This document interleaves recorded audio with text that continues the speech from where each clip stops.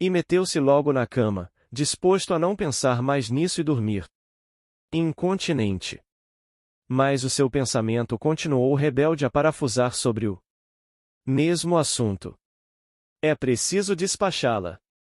É preciso despachá-la quanto antes, seja lá como for. Ela, até agora, não deu ainda sinal de si, não abriu o bico a respeito da questão, mas, Dona Estela está a marcar o dia do casamento, não.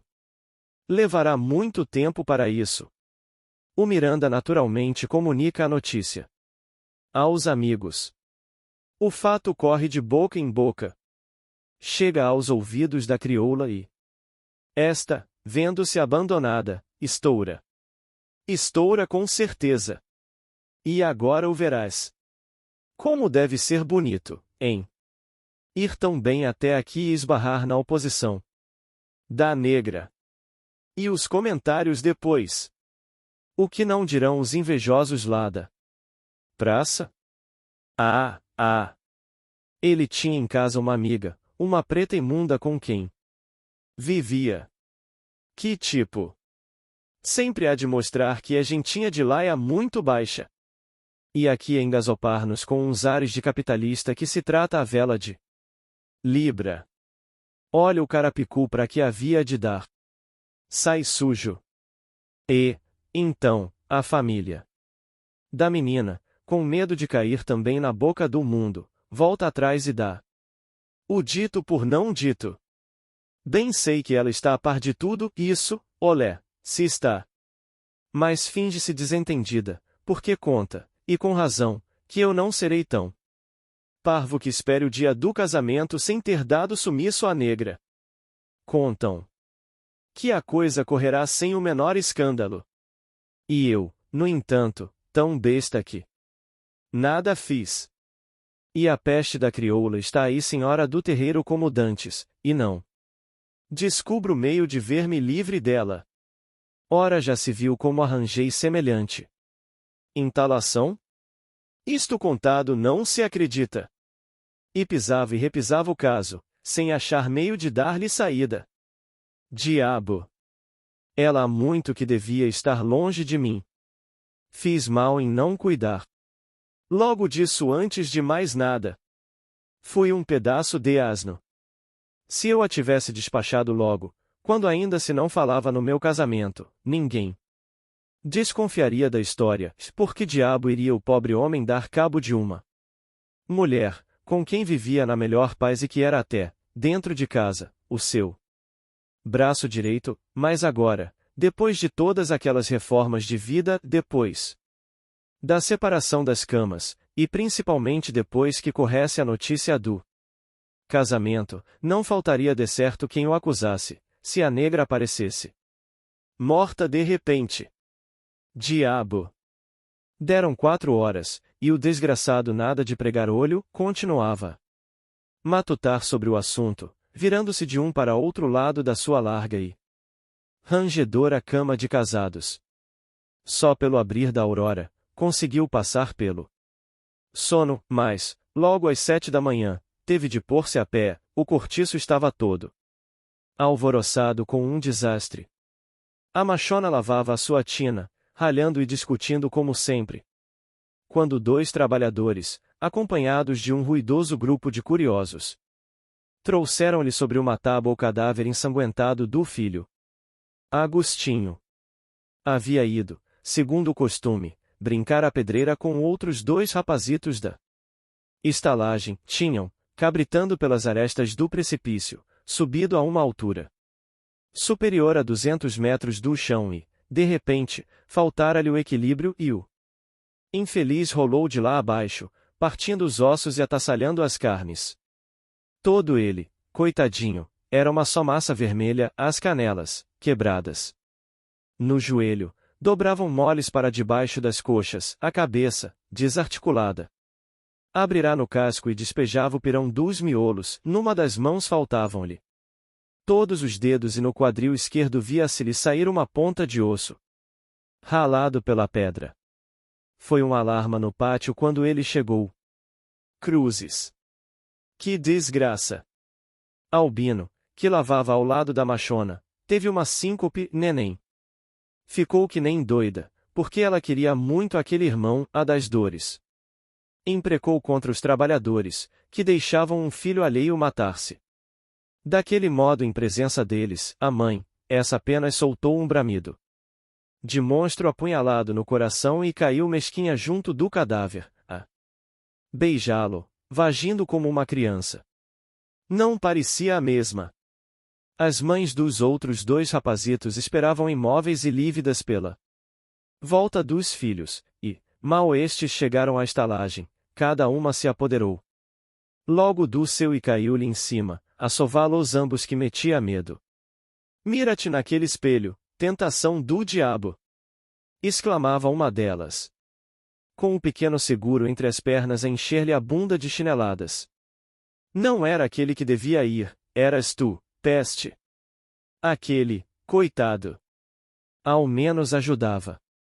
A mãe ganhava 2.000 réis por mês regando as plantas do comendador, e tu, coisa ruim, só serves para me dar consumições. Toma! Toma! Toma! E o chinelo cantava entre o berreiro feroz dos dois rapazes. João Romão chegou ao terraço de sua casa, ainda em mangas de camisa. E de lá mesmo tomou conhecimento do que acontecerá. Contra todos os seus hábitos impressionou-se com a morte de Agostinho, lamentou o ano íntimo, tomado de estranhas condolências. Pobre pequeno! Tão novo! Tão esperto! E cuja vida não prejudicava a ninguém, morrer assim, desastradamente. Ao passo que aquele diabo velho da Bertoleza continuava agarrado à existência, envenenando-lhe a felicidade, sem se decidir a despachar o beco. E o demônio da crioula parecia mesmo não estar disposta a ir só com duas razões, apesar de triste e acabrunhada, mostrava-se forte e rija. Suas pernas curtas e lustrosas eram duas peças de ferro unidas pela culatra, das quais ela trazia um par de balas penduradas em saco contra o peito, as róseas lustrosas do seu cachaço lembravam grossos chouriços de sangue, e na sua carapinha compacta ainda não havia um fio branco. Aquilo, tinha vida para o resto do século. Mas deixa estar, que eu te despacho bonito e aciado. Disse o vendeiro de si para si, voltando ao quarto para acabar de vestir-se. Enfiava o colete quando bateram pancadas familiares na porta do corredor. Então, ainda se está em Val de Lençóis? Era a voz do botelho. O vendeiro foi abrir e fê-lo entrar ali mesmo para a alcova. Ponha-se a gosto. Como vai você? Assim. Não tenho passado lá essas coisas. João Romão deu-lhe notícia da morte do Agostinho e declarou que estava com dor de cabeça. Não sabia que diabo tinha ele aquela noite, que não houve meio de pegar direito no sono. Calor. Explicou o outro. E prosseguiu depois de uma pausa, acendendo um cigarro, pois eu vinha cá falar-lhe. Você não repare, mas João Romão supôs que o parasita ia pedir-lhe dinheiro e preparou-se para a defesa, queixando-se inopinadamente de que os negócios não lhe corriam bem, mas calou-se, porque o botelho acrescentou com o olhar fito nas unhas. Não devia falar nisto. São coisas suas lá particulares, em que a gente não se mete, mas o taberneiro compreendeu logo onde a visita queria chegar e aproximou-se dele, dizendo confidencialmente: Não. Ao contrário. Fale com franqueza. Nada de receios. É que... Sim, você sabe que eu tenho tratado do seu casamento com a Zulmirinha. Lá em casa não se fala agora noutra coisa. Até a própria dona Estela já está muito bem disposta a seu favor. Mas... desembuche, homem de Deus. É que há um pontinho que é preciso pôr a limpo. Coisa insignificante. Mas... Você não desembuchará por uma vez? Fale, que diabo! Um caixeiro do armazém apareceu à porta, prevenindo de que o almoço estava na mesa. Vamos comer, disse João Romão. Você já almoçou? Ainda não, mas lá em casa contam comigo. O vendeiro mandou o seu empregado dizer lá defronte à família do barão que seu botelho não ia ao almoço. E, sem tomar o casaco, passou com a visita à sala de jantar. O cheiro ativo dos móveis, polidos ainda de fresco, dava ao aposento um caráter insociável de lugar desabitado e por alugar. Os trastes, tão nus como as paredes, entristeciam com a sua fria nitidez de coisa nova. Mas vamos lá. Que temos então? Inquiriu o dono da casa, assentando-se à cabeceira da mesa, enquanto o outro, junto dele, tomava lugar à extremidade de um dos lados. É que, respondeu o velho em tom de mistério, você tem cá em sua companhia uma crioula, que eu não creio, note-se, mas adiante. É. Dizem que ela é coisa sua. Lá em casa rosnou. O Miranda defende-o, afirma que não. Ah! Aquilo é uma grande alma. Mas Dona Estela, você sabe o que são as mulheres. Torce o nariz e, em uma palavra, e receio que esta história nos traga qualquer embaraço. Calou-se, porque acabava de entrar um portuguesinho, trazendo uma travessa de carne ensopada com batatas. João Romão não respondeu, mesmo depois que o pequeno saiu, ficou abstrato, a bater com a faca entre os dentes. Por que você a não manda embora? Arriscou o botelho, despejando vinho no seu e no copo do companheiro. Ainda desta vez não obteve logo resposta, mas o outro tomando, afinal, uma resolução, declarou confidencialmente. Vou dizer-lhe toda coisa como ela é. E talvez que você até me possa auxiliar. Olhou para os lados, chegou mais a sua cadeira para junto da de botelho. E acrescentou em voz baixa.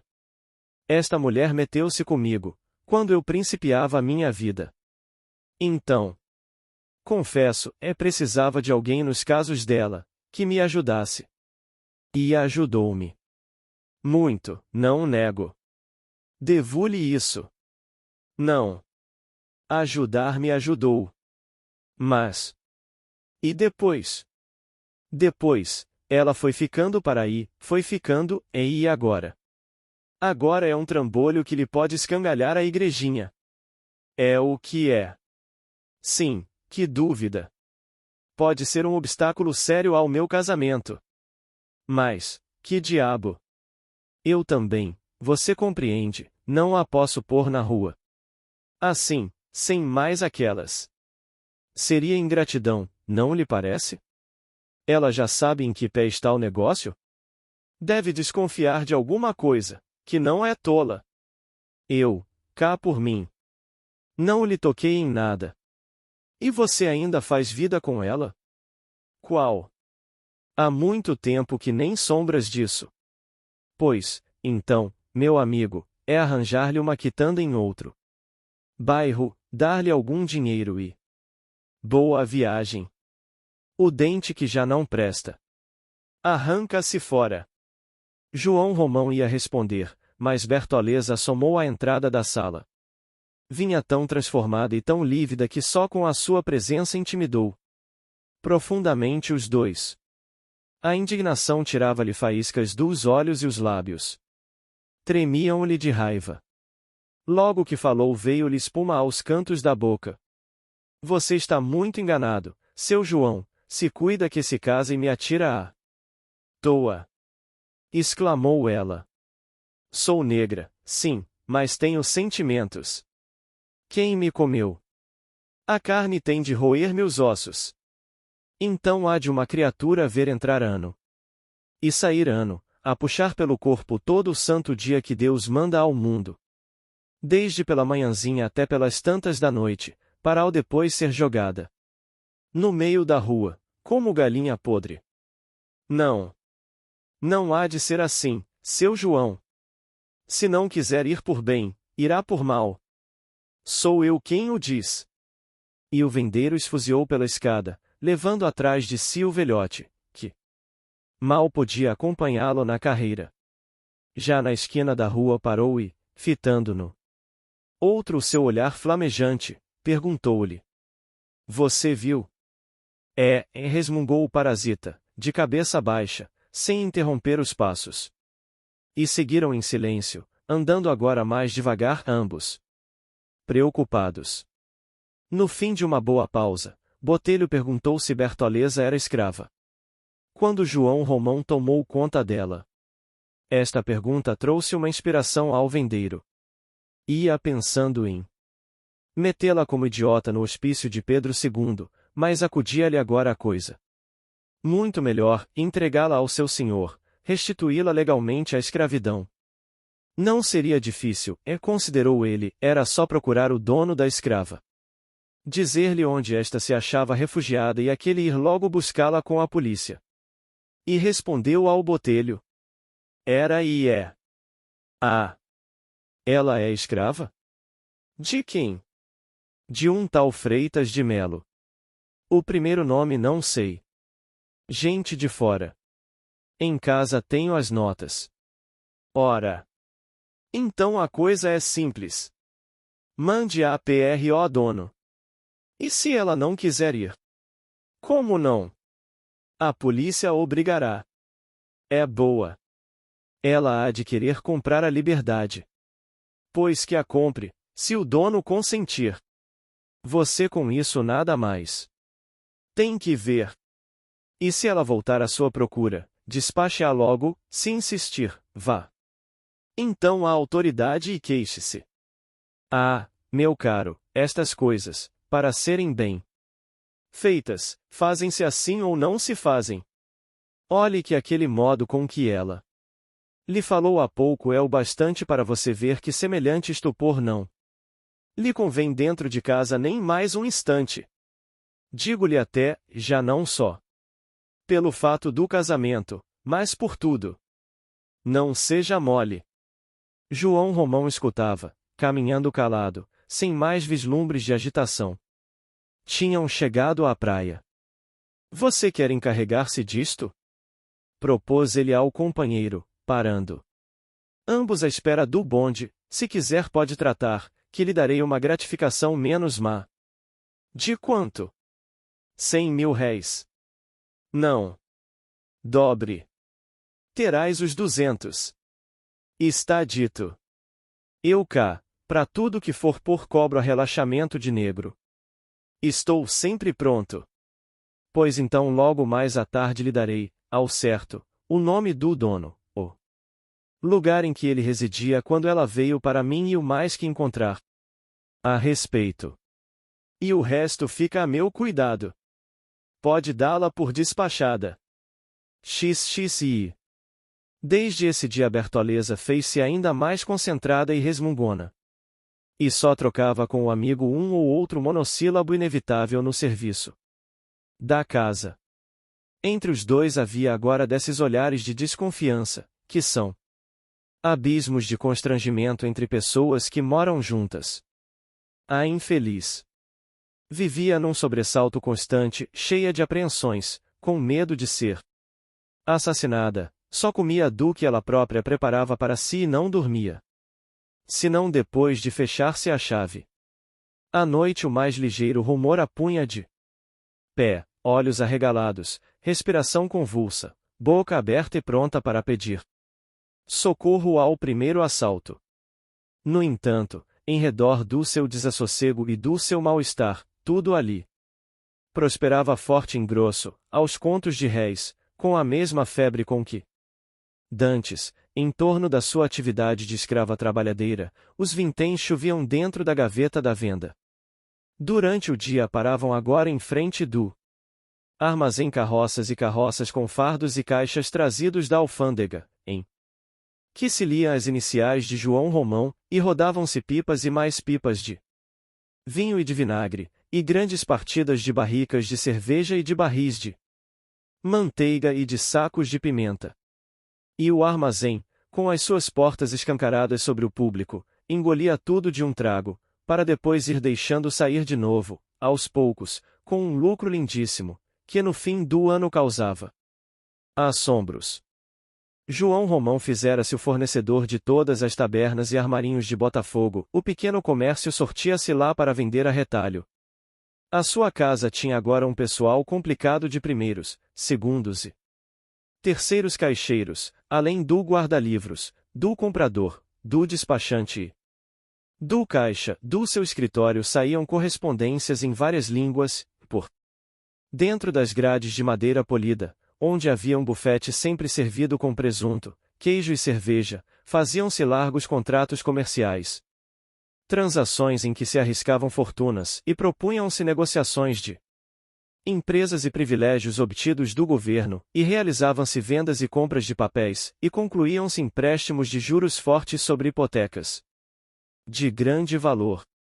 E ali ia de tudo, o alto e o baixo negociante, capitalistas, adulados e mercadores falidos, corretores de praça, zangões, cambistas, empregados públicos, que passavam procuração contra o seu ordenado, empresários de teatro e fundadores de jornais, em aparos de dinheiro, viúvas, que negociavam o seu montepio, estudantes, que iam receber a sua mesada, e capatazes de vários grupos de trabalhadores pagos pela casa e, destacando-se de todos, pela quantidade, os advogados e a gente miúda do foro, sempre inquieta, farisqueira, a meter o nariz em tudo, feia, a papelada debaixo do braço, a barba por fazer, o cigarro babado e apagado a um canto da boca. E, como a casa comercial de João Romão, prosperava igualmente a sua avenida. Já lá se não admitia assim qualquer pérrapado, para entrar. Era preciso carta de fiança e uma recomendação especial. Os preços dos cômodos subiam, e muitos dos antigos hóspedes, italianos principalmente, iam, por economia, desertando para o a cabeça de gato e sendo substituídos por gente mais limpa. Decrescia também o número das lavadeiras. E a maior parte das casinhas eram ocupadas agora por pequenas famílias de operários, artistas e praticantes de secretaria. O cortiço aristocratizava-se. Havia um alfaiate logo à entrada, homem sério, de suíças brancas, que cosia na sua máquina entre oficiais, ajudado pela mulher, uma lisboeta cor de nabo, gorda, velhusca, com um princípio de bigode e cavanhaque, mas extremamente circunspecta, em seguida um relojoeiro calvo, de óculos, que parecia mumificado atrás da vidraça em que ele, sem mudar de posição, trabalhava, da manhã até a tarde, depois um pintor de tetos e tabuletas, que levou a fantasia artística ao ponto de fazer, a pincel, uma trepadeira em volta da sua porta, onde se viam pássaros de várias cores e feitios, muito comprometedores para o crédito profissional do autor. Mais adiante instalara-se um cigarreiro, que ocupava nada menos de 3 números na estalagem e tinha 4 filhas e 2 filhos a fabricarem cigarros, e mais 3 operárias que preparavam palha de milho e picavam e desfiavam tabaco. Florinda, metida agora com um despachante de estrada de ferro, voltará para o São Romão e trazia a sua casinha em muito bonito pé de limpeza e arranjo.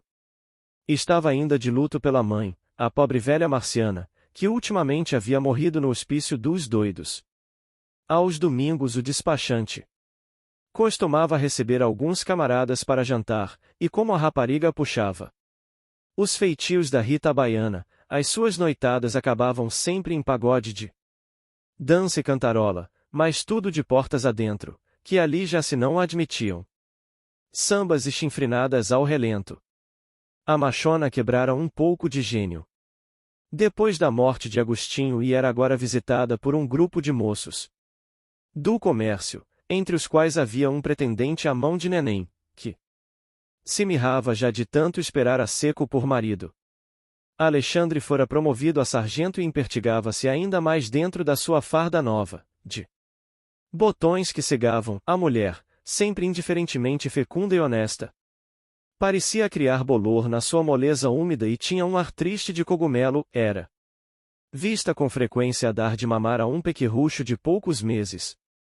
Empinando muito a barriga para frente, pelo hábito de andar sempre grávida. A sua comadre Léonie continuava a visitá-la de vez em quando, aturdindo a atual pacatez daquele cenóbio com as suas roupas gritadoras. Uma ocasião em que lá fora, um sábado à tarde, produzira grande alvoroço entre os decanos da estalagem, porque consigo levava a pombinha, que se atirara ao mundo e vivia agora em companhia dela. Pobre pombinha!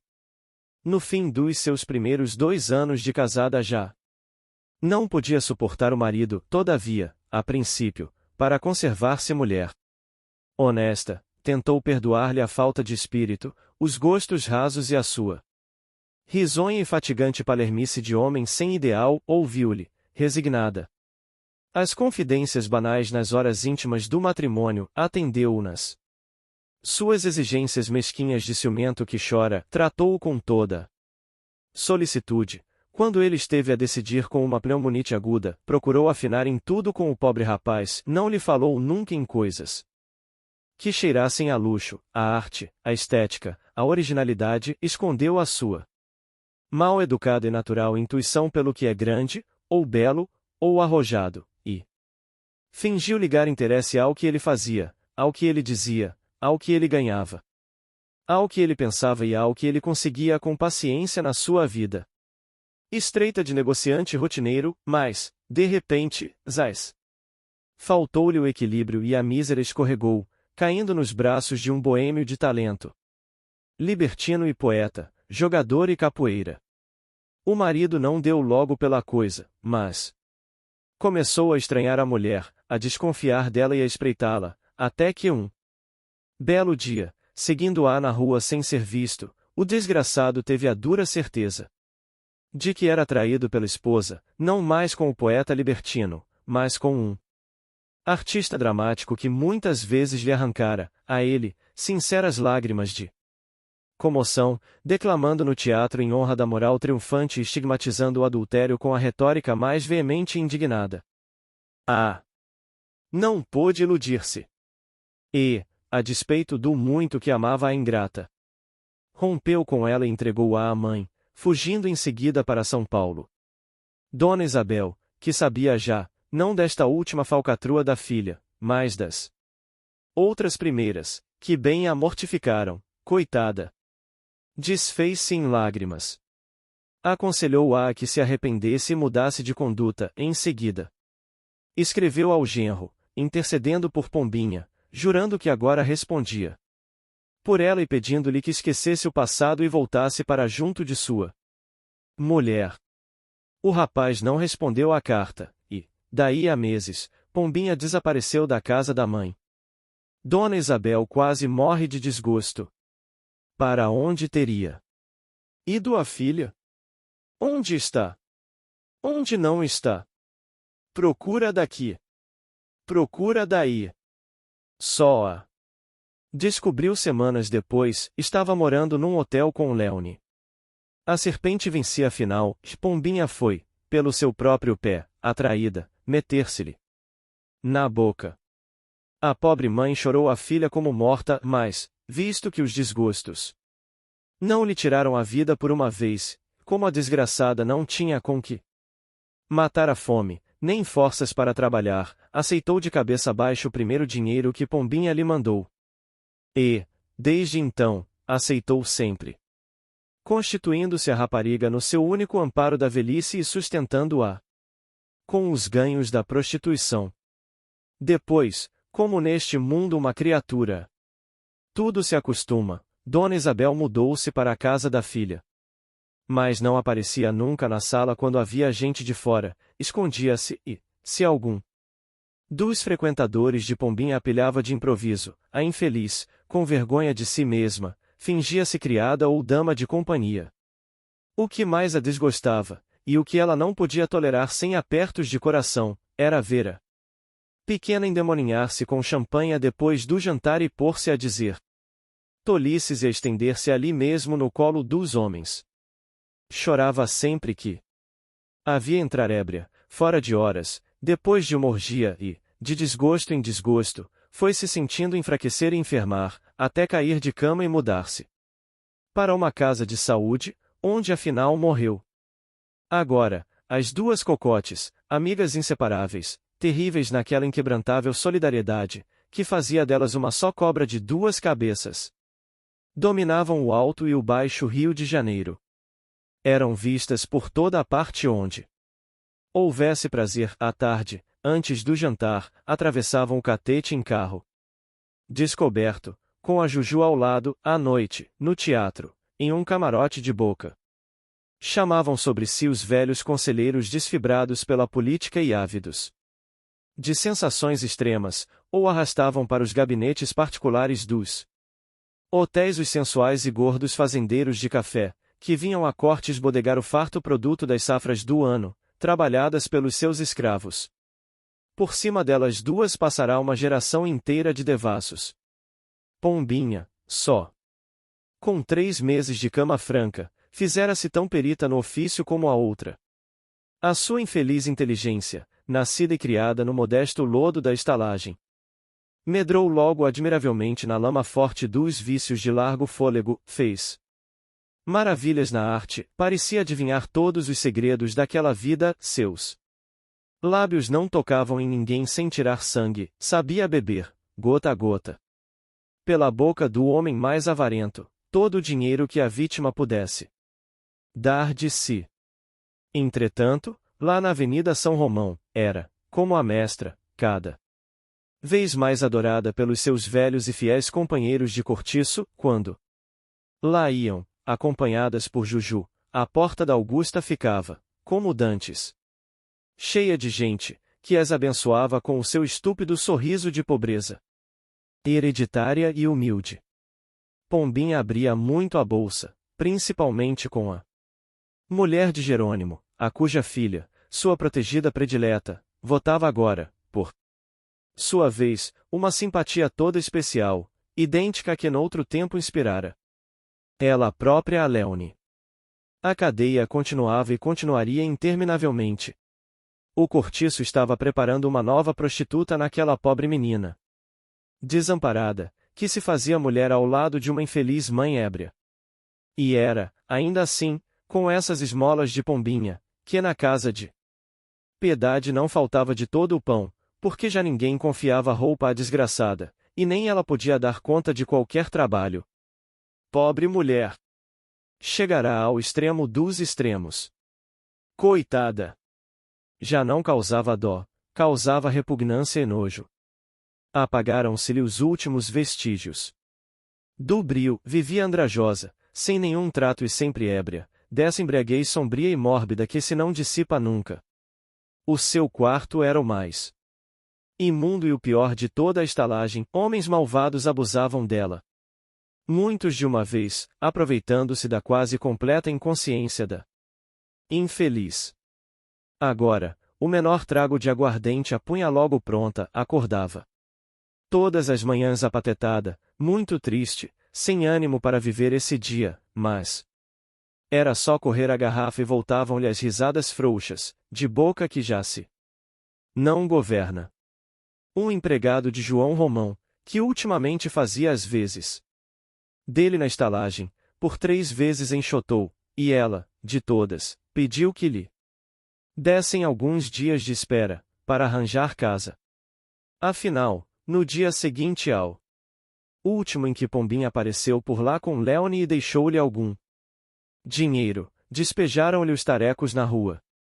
E a mísera, sem chorar, foi refugiar-se, junto com a filha, no cabeça de gato a que, à proporção que o São Romão se engrandecia, mais e mais ia se rebaixando acanalhado, fazendo-se cada vez mais torpe, mais abjeto, mais cortiço, vivendo satisfeito do lixo e da salsugem que o outro rejeitava, como se todo o seu ideal fosse conservar inalterável, para sempre, o verdadeiro tipo da estalagem fluminense, a legítima, a legendária.